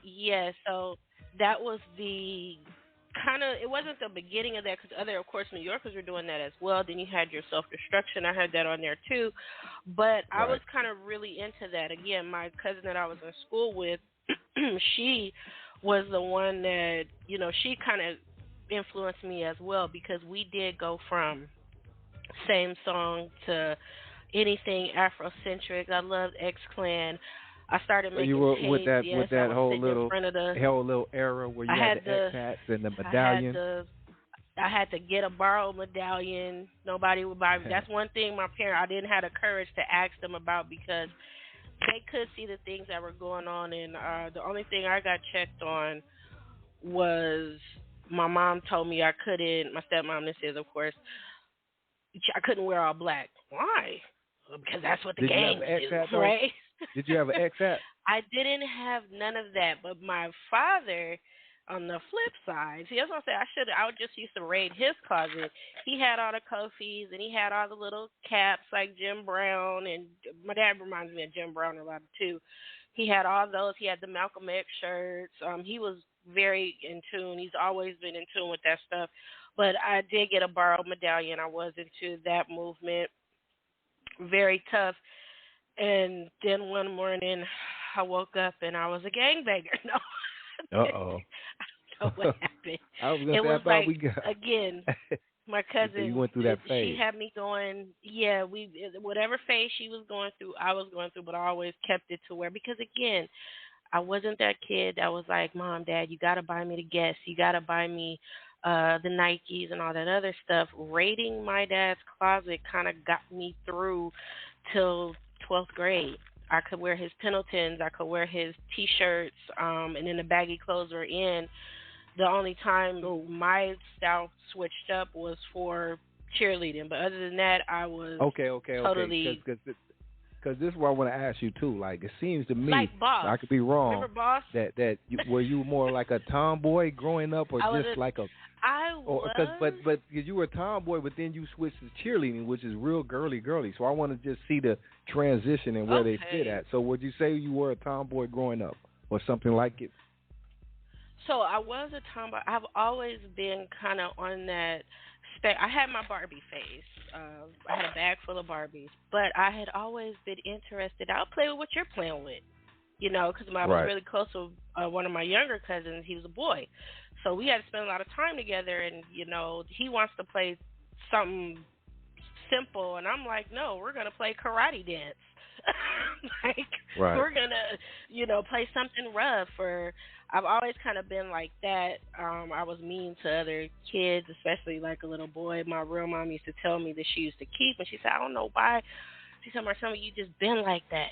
You just, I don't know. So that transition happened probably, when you get to high school and you got to gravitate towards something. You got to pick a lane. That's the truth. Every high school movie has that correct. You're going to pick a table. You're going to pick a team. You're going to pick a club. You better get to picking. So 10th grade was really quiet, still into the music, not really doing too much, attended no sporting events for my school. I was in, what do we call it, BSU, Black Student Union. Again, my cousin was at that school, but when she got kicked out, it was like, uh-oh, what do you do? Because I was under her kind of like protection from junior high to high school. We even went to the same elementary. So after she left, you get 11th grade now, and you got to pick something. But I have friends that I had been in junior high school with drama. We were really close. So basically it started off as a challenge. We didn't have any melanated girls on the team, and the ones that were on the team, they did not look like me or my friend. Right. So I said, you know what? I am trying out for cheerleading. I've been in drill team and stuff like that before, but I had a point to prove. I just wanted to see where they going to pick. Right. See, that's another thing about me, just to give a little. A challenge is a challenge, but why I can't do it? Why I can't do it? Why would I think that I could not? So my whole attitude was in eventually I made it. We did the whole tryout thing and everything else, but it was only me and another one of my bestest friends from like elementary, on, and she wound up going to the same high school. And then her dad and my dad were very, very close because they both were ministers, so they were like best friends. And it was on after that, but it was only us. Your father is a minister at this point now? My dad, yes. I told you, we skipped over that. We skipped over a lot. That's a whole other. We ain't gonna go there yet. That's a whole nother. I can see now why. Okay, but continue on. We'll get to that. Yeah, but basically that was it, and I made it, and then everything after that. And the one person that did kind of make fun of me was my cousin. That I've been going to school with her. She said, I can't believe, you really did that. But then the kicker came with that. when I talk about, learning that you have to be responsible. If you want things, you have to go out and get it. Was the cost? Oh, I didn't know it cost. And then we got to go to camp. And then we got to what? And, I take my dad this bill. And he's like, you could dance all you want to, but you better get on the line and start getting some donations. Like, I'm asking my aunts, a couple of my aunts donated. They were so sweet to me. But I eventually, at 16, I wound up getting a telemarketing job over the summer in Canoga Park. Again, my cousin led me this way. So, yeah, I did that, and I paid my way. I went to cheerleading camp. We clapped real stiff and all this other stuff. It was an experience, but I was you're a man. I don't know if you've seen Bring It On, but that's the cheerleader I was. I was the Gabrielle. That was that kind of person, like, well, what they say about, like, no, we're going to turn this squad around. So, yeah.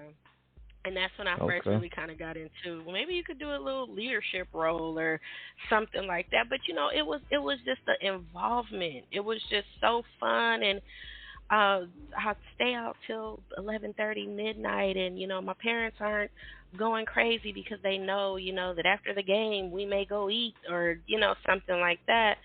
But it was just an experience. And it was that thing where the people in school, they're looking at the cheerleaders and the football players, or the cheerleaders and the basketball players.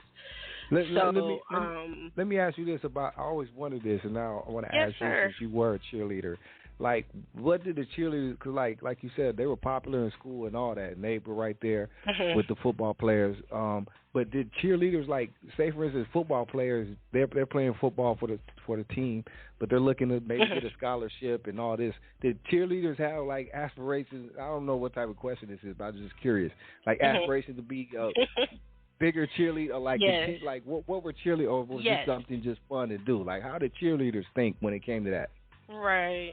There were a few of us. I was one of them. I thought I was going to go to college. I thought I was going to get a scholarship. I eventually wanted to cheer for the Dallas Cowboys, because at the time I liked them a lot. I liked them. So that was really a thing. Yeah. Like, I really wanted to be a bigger cheerleader. That's really a thing. You can get a you can go places with that. Right. Okay.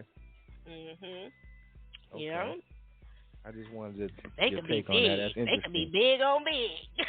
Right. I just wanted to take on that. That's interesting about the cheerleaders. I just always had wondered about that. So, like, these high school years, so, like, I'm just trying to maybe fast forward a little bit because I know the time's getting low. But, so, past these high school years. Stuff, y'all. Just trying to get to the good stuff. Just trying to get to it. You said, where these kids come from? No. I'm going to get there. I'm going to get there, too. You know what I mean? But I just want to know. You a fool, Cuzzo. But I just want to know, like, okay, what's going on with Marci now at this stage and graduating, or getting ready to graduate and now graduate high school and all that? Like, what's going on at this time? There was no plan. I kick myself sometimes for that. It's nobody to blame for that. The high school counselor probably was the only one speaking to me about college. I really wasn't pushing the issue. The issue was just, graduate. My grades were good, but it just was. But I didn't have that. My dad was working from fruits of his labor and moving up and up and up and up and up the ranks in the aerospace industry. So, back then they would actually still train you. You wouldn't have to go to a university. You could work for Northrop. You could work for Continental Airlines. You could work for Lockheed. So that was really big, and it was still a little bit of that left. But these years were turning into where your home bases were coming in, your Home Depots were starting to pop up everywhere.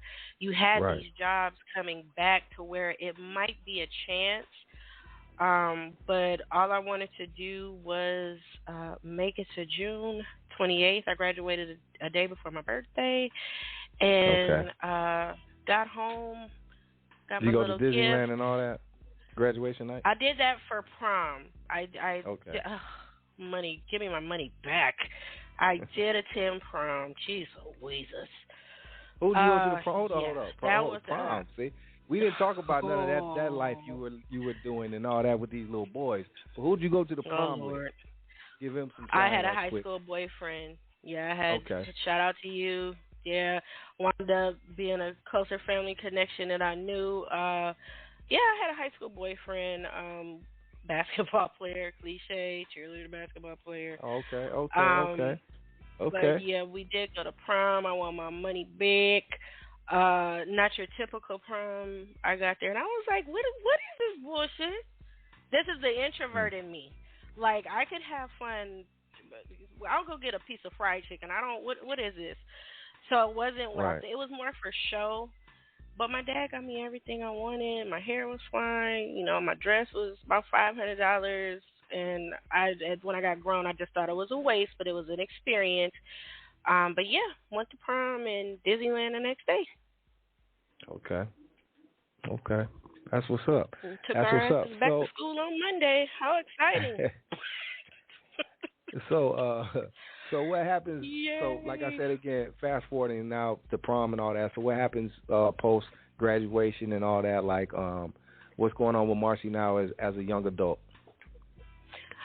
Graduate, yay, hallelujah.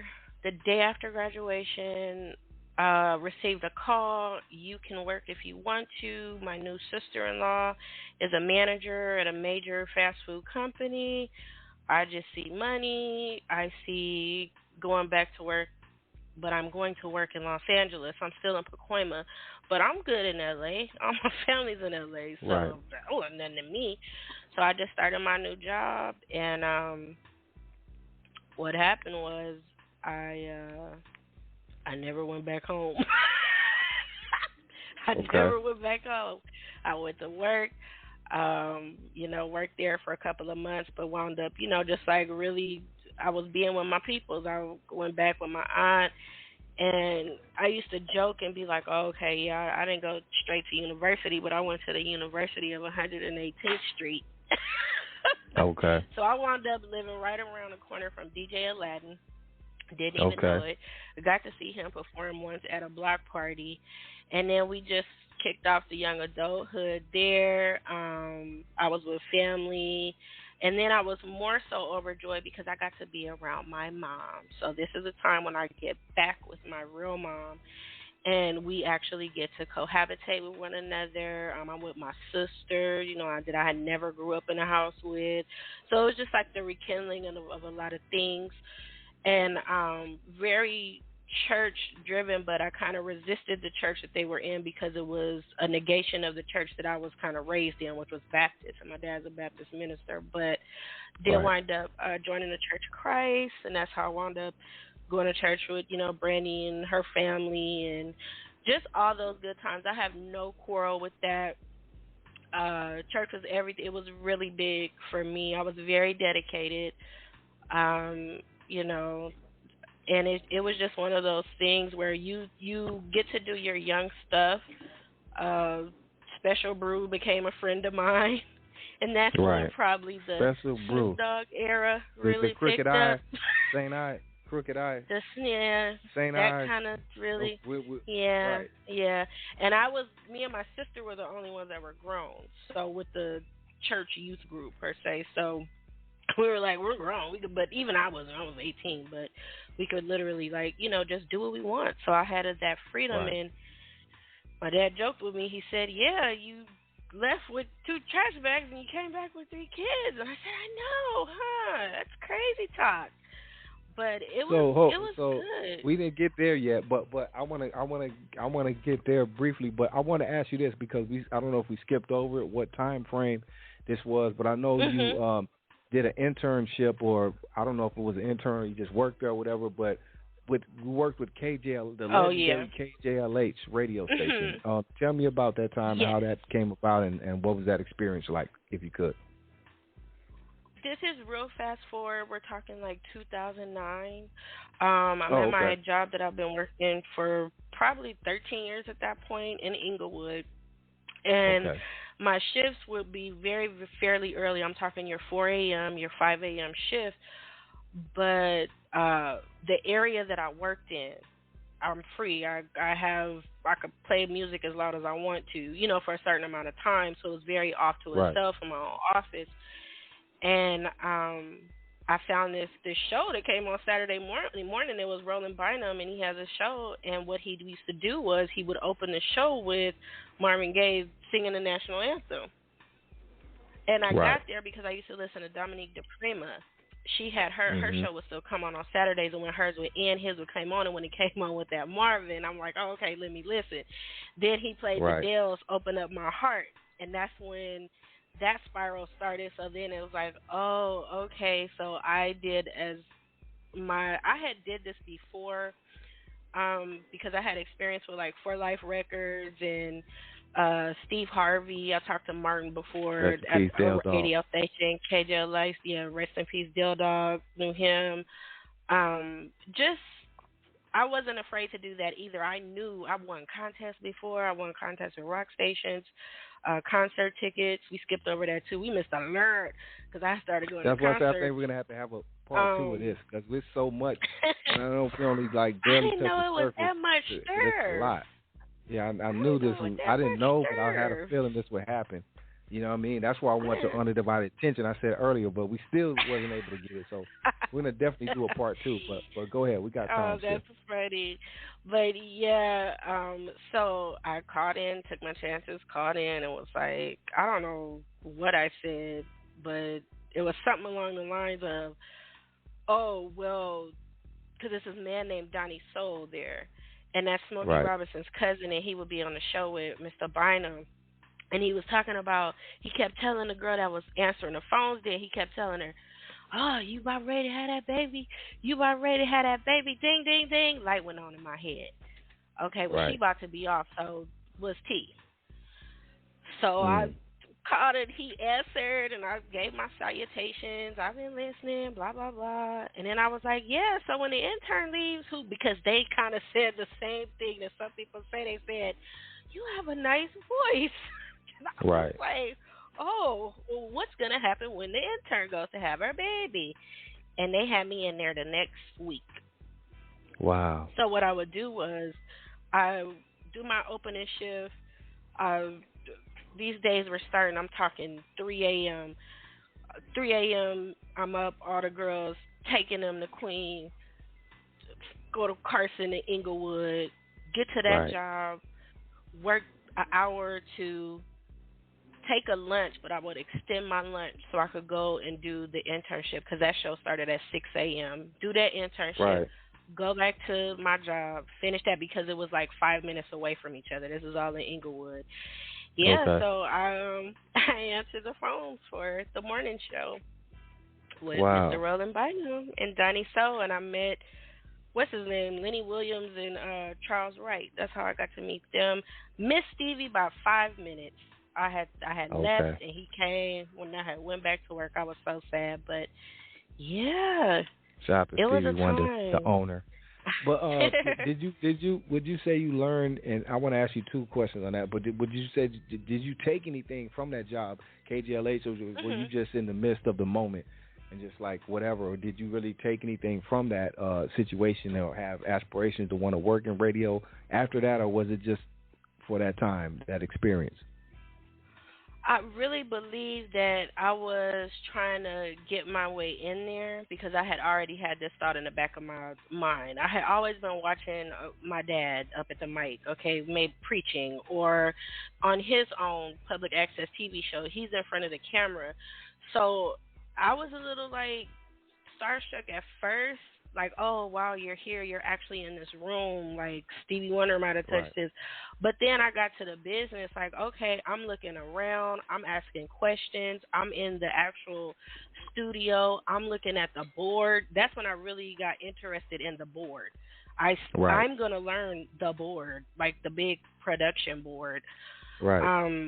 Give song suggestions, take the birthday request, do the contest line.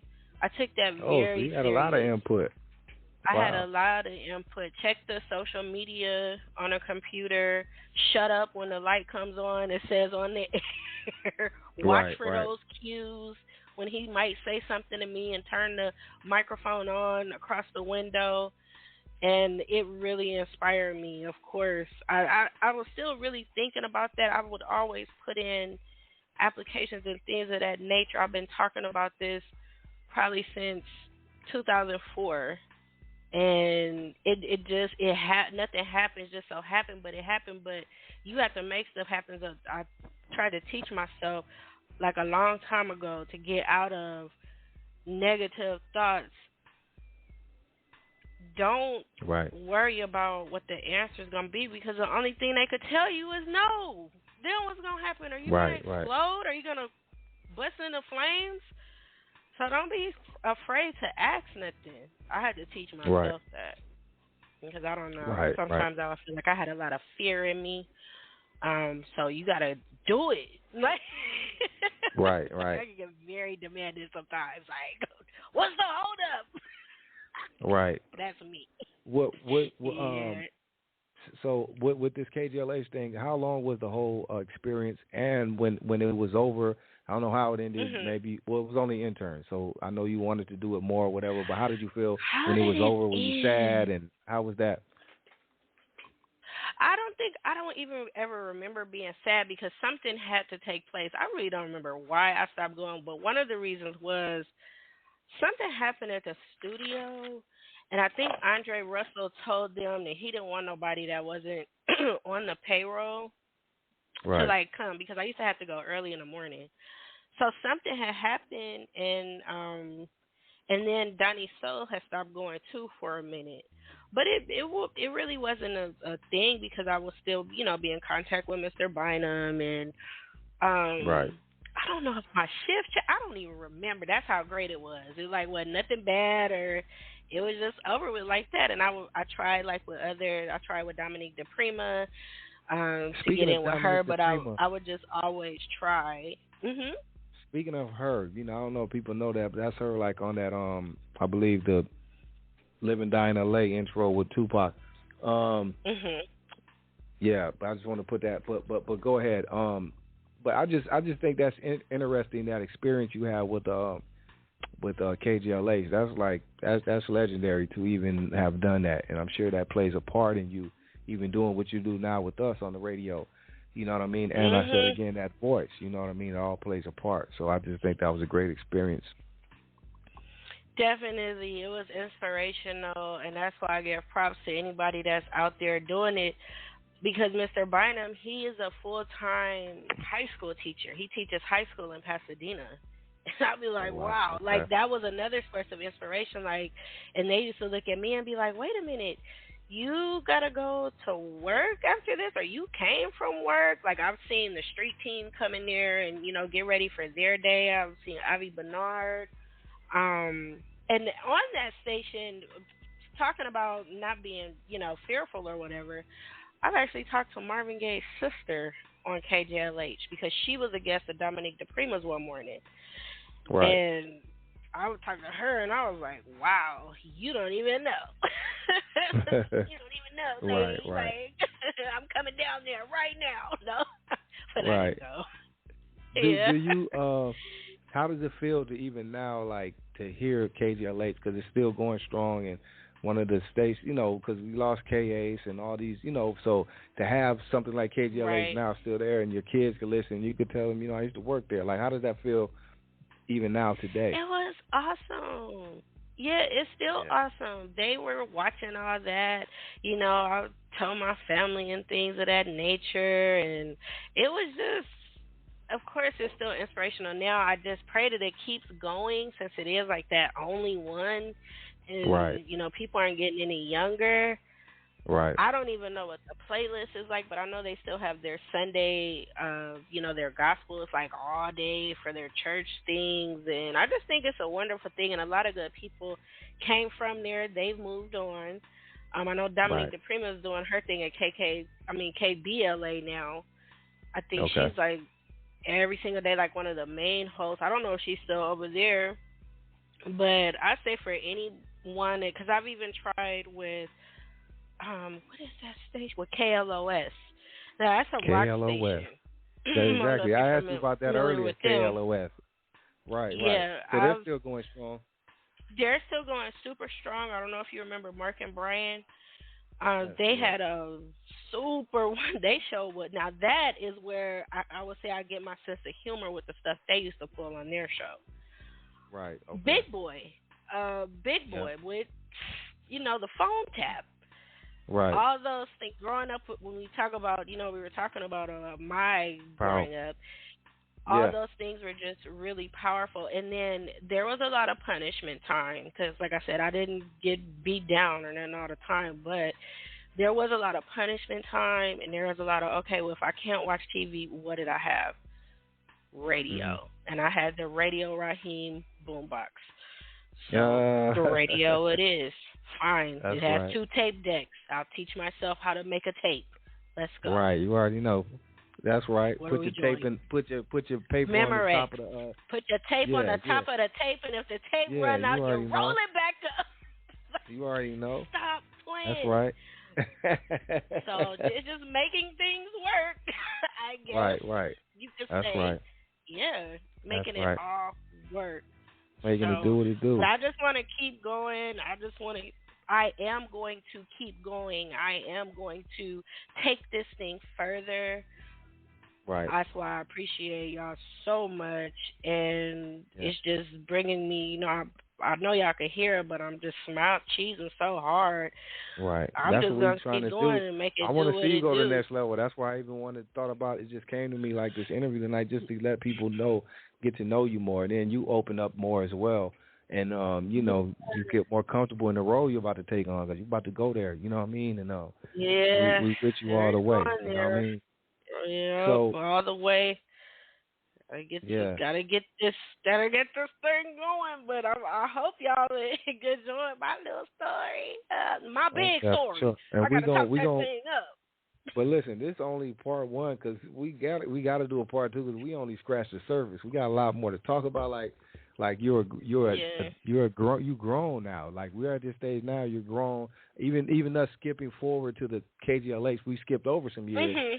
And, so it's a lot going on with Marci. So we want to talk about that. So we're definitely going to do a part 2. And we got to talk about those babies. We got to give your baby some shine and all that. So we're going to just talk. We're going to go to part 2. We'll continue this. And we'll do a part 2. That's what we'll do. So we're going to save the rest for part 2. How you know what I mean? Fun. Keep them ready. So we'll continue this on the next episode. You know what I mean? But thank you, Marci. It was great so far. Episode. Right. It's a lot so far. I'm intrigued myself and had to, learned a lot, some things I didn't know, So, yeah, I think it's going to be a great part 2. So we'll just keep them waiting for part 2 coming up on the next episode of Westside Wednesdays. Marci, you want to leave the people with anything tonight to keep them ready for the next one? Yeah, them niggas ain't playing. No, I'm kidding. Stop the violence. No, I'm always just gonna try to crack a smile. I feel laughter. It warms the heart. Lots of people in my time of despair, like utter despair, they've made me just laugh. So I just try to bring that, excuse me, to the people through my voice. And we're gonna see y'all on. When we gonna see y'all on Friday? Oh, yeah, Friday. Are we going to see them next week? Yeah, we coming back. Why not? Flashback Friday. Okay, people. We'll be back next week for part 2. Okay, part 2. Everybody go watch one episode of I Love the 80s, 1985, when Back to the Future came out. That is one of my all-time favorite movies. Me too. Aww. Me too. Goodbye, Cuzzo. Seriously. That's it. Yeah, you got too much. I don't know. But you got my playlist. You got my movies. Like, what you trying to do? But those are my movies. Marty McFly. I liken myself to a young Marty McFly. Marty McFly. He was something else. Michael J. Fox was the coolest dude back then, though. People don't know now. I know these youngsters don't know. He got the Parkinson's and all that, but Mike was the man back in the day. Seriously, man. He was. With that little vest on. Mike was the man. Mike was the man. So that whole stuff was the lick. Yep. Yeah. We'll continue this though next week. We'll end off with a Marci pick off your playlist or something. What do you want to play to take them out of here? Let's go to since we talked about this area a lot, and it had to do with Los Angeles and Pacoima. Let's go to some DJ Quick, born and raised in Compton, to take us out. I couldn't escape DJ Quick when he came. It was like, oh, he was in Pacoima, right. He was in Los Angeles, he was. Yeah, they really took a liking to him. So let's bang out with that one. That part right there, Westside Wednesday. Thank you, callers, and we'll see y'all next time. Cuzzin Marci, y'all, part deuce coming up next week. Thank you, Marci.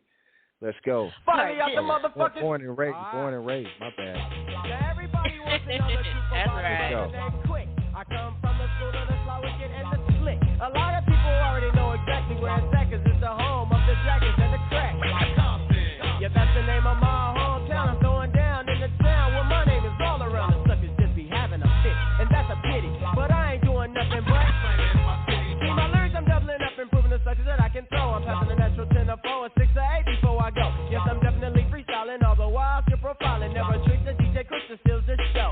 So, yeah, that's how I'm living. I do as I please, you see, a younger brother that's up for reality, 'cause everybody knows you have to be stomping if you're born and raised in Compton.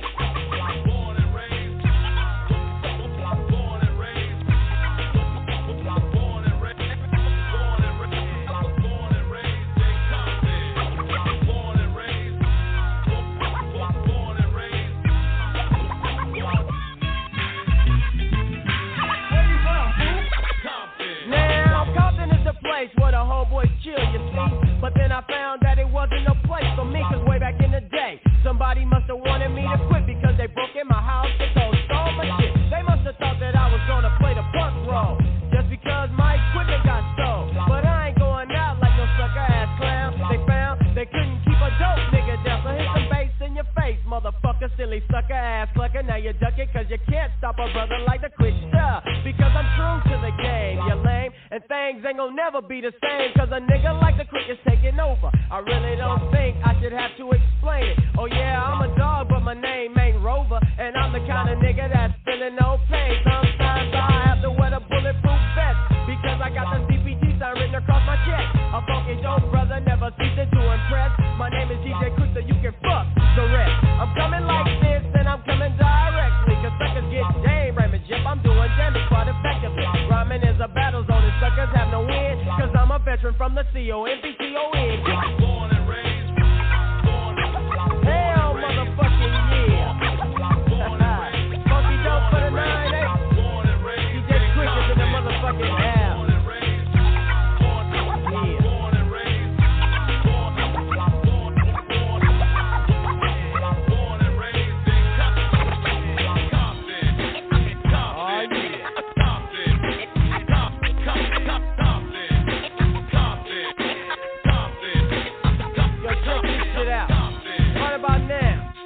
Send a shout out to my buddy Teddy Bear. What's up, nigga? What's up, KK? My buddy D. We got AMC most definitely in the house. What's up, Rudy Greg and Big Baby Brian? Coach chillin'. Talking about the Armstrong pack. Straight got my motherfucking back. To my buddy No Way. What's up, fool? Roche is in the house. To my buddy Don Zelly. You know what's happening, fool. What's up, man? And Tony Lane is chillin'. To my nigga Gangsta Wayne and my engineer Joe getting busy on the floor. And last but not least, I like to thank Chappie Blue. And we out. Peace. That's DJ Quick, 1990, bro. We out of here. Cuzzin Marci interview part 1, part 2 is coming up next week. Make sure you're here for it. We're out of here. Peace and love. Thank you, Cuzzin Marci. We're out of here. Peace.